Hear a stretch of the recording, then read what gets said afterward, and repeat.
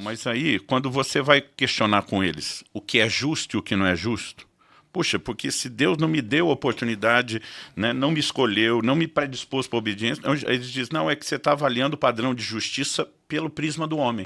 Eu falo, mas sua definição de soberania é humana, porque Deus é soberano do jeito dele, não do seu jeito.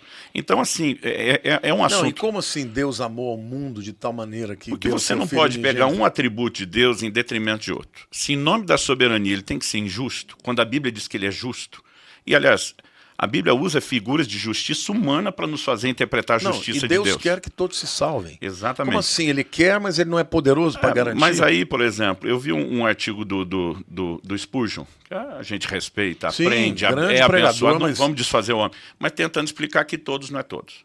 Saiu toda Jerusalém, era todo mundo, ele relativizou todos por causa desse versículo. Mas aí, quando você pega, todos pecaram, estão destruídos, aí todos, não, aí é todos. Então, assim, quando o cara usa o argumento na hora que lhe convém, na hora que não, agora, deixa claro, né, que isso não faz com que a gente deixe de respeitar os amigos que pensam de forma diferente, mas, sim, claro. Mas assim como eles se posicionam, expressando o que pensam, eu me senti muito... Mas isso traz, por exemplo, para a gente, isso não traz nenhum problema. Eu consigo transitar, ter grandes amigos que pensam de mim em muitas áreas, diferente de mim em muitas áreas. Mas tem pessoas que ficam ou muito chatas, né? Pessoas que se dizem calvinistas. Um dia uma ex-ovelha minha saiu, foi para uma igreja de orientação reformada, tudo.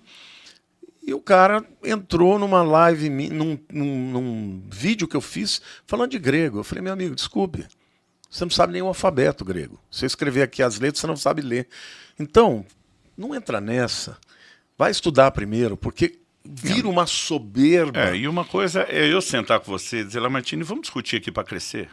Maravilhoso. A outra é a medição de força, é o desafio público, é a motivação. Então, isso não é o nosso coração. Mas eu tenho um posicionamento de uma teologia claramente armínio-wesleyana, né, para quem entende do que é a... Eu também. Porque tem gente que me vê falando sobre o agir invisível de Deus. Cara, o cara fala da soberania de Deus. Mas o que é soberania? Soberania significa que ele é inigualável, que ele realiza tudo que ele quer, que ninguém pode resistir aos seus desígnios. E se ele decidiu? E se ele decidiu... Dar ao homem o livre-arbítrio, ele deixou de ser soberano. Foi ele que não foi a gente que tirou isso dele. Não foi a gente que falou, o senhor tem que fazer. Não, eu decido. Aliás, meu próximo livro, que eu estou escrevendo, sai ano que vem pela Mundo Cristão, vai chamar O Poder da Vontade. É só sob livre-arbítrio e responsabilidade humana. Maravilhoso, maravilhoso. Porque o segundo tipo de pessoas que é muito afetado é aquele que fica pensando, puxa vida, eu sou um pecador, eu não consigo vencer meu pecado, então eu não sou eleito. Eu sou um réprobo. E ele desiste. Entendeu? E eu vejo, pessoas sofrem, choram, sabe? Ficam com pensamentos na cabeça de que Deus escolheu, fez para ser um vaso de desonra. Eu falei, gente, se a Bíblia diz que Deus é amor, e o amor agape é o amor de dar, de se entregar, Deus é amor. Então ele ama todos, ele ama até aqueles que vão se perder. Agora, dentro da sua soberania, ele escolheu que as pessoas têm que dizer sim. E tem que crer que a solução é Jesus. A diferença, eu acho que os pré-deterministas, eles pegam uma profecia, eles acreditam, porque Deus falou vai ter que acontecer. Para nós, a gente trabalha a presciência. Porque Deus conhecia a escolha, ele antecipa o anúncio do que vai acontecer. Lógico.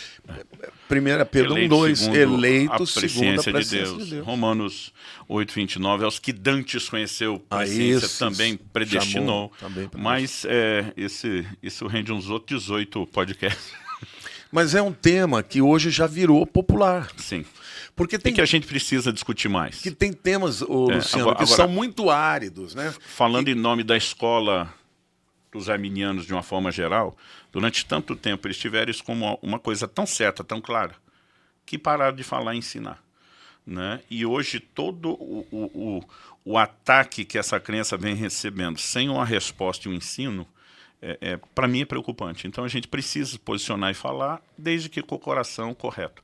Todo dia um cara falou, vamos discutir o assunto tal, para mim, eu sei que a gente pensa diferente. Eu falei, depende de sua motivação. Se você quiser, nós dois aqui, tentar ajudar o outro a crescer, ótimo. Se for uma medição de força, falei para ele, tô fora. Aí ele fez uma chacota, quase como assim, tá correndo da briga? Aí às vezes a gente descobre que tá pregado na cruz com velcro. Né? Começa a sair. Eu falei, meu amigo, o que norteia a sua crença é o livro tal, que eu tô com ele inteiro, rabiscado do começo ao fim. Eu sei. Se você... Até imagino de quem você está falando. Se você quiser entrar na briga, eu tenho munição. Mas isso não vai nos acrescentar. E eu falei, para mim é um assunto secundário. Então, assim, vamos continuar amigo, irmão, nos ajudando. Ele, beleza, tal, e deixamos para lá. Mas o pior é que, às vezes, a pessoa esfria no relacionamento só por causa disso. Porque eu, por exemplo, eu não tenho problema algum de amar e de andar com pessoas que pensam diferente de mim, em algumas áreas que, para mim, não são tão fundamentais. Em todo o corpo de Cristo. Não é? Esses dias Agora, um amigo tem me gente chamou que não. para pregar e lançar o livro, eu falei, não vou levar o livro aí, não. Porque eu acho que para aquilo que vocês, como igreja, creem, talvez eu te dê um pouco de problema.